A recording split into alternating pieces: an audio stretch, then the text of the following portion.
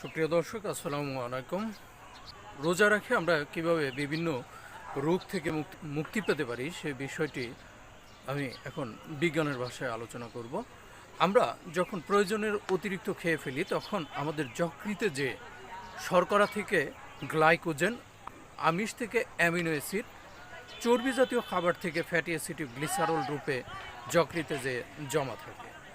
যখন আমরা রমজান মাসে দীর্ঘ সময় না খেয়ে থাকি তখন আমাদের রক্তে যখন গ্লুকোজের প্রয়োজন হয় তখন এই যকৃতে জমাকৃত যে গ্লাইকোজেন অগ্নাশয় থেকে গ্লুকাগন নামক একটি হরমোন তৈরি হয়।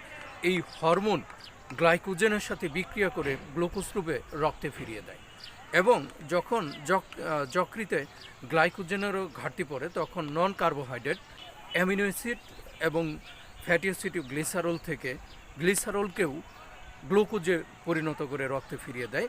ফলশ্রুতিতে আমাদের দেহের চর্বি জমতে পারে না, রক্তনালীতে ব্লক তৈরি হতে পারে না, ফলে আমরা হার্ট অ্যাটাক এবং স্ট্রোকের ঝুঁকি থেকে বেঁচে যাই। এভাবে রোজা রেখে আমরা শারীরিকভাবে সুস্থ হতে পারি, আমরা বিভিন্ন রোগ বালাই থেকে মুক্তি পেতে পারি। সবাই রোজা রাখবেন। আল্লাহ হাফেজ।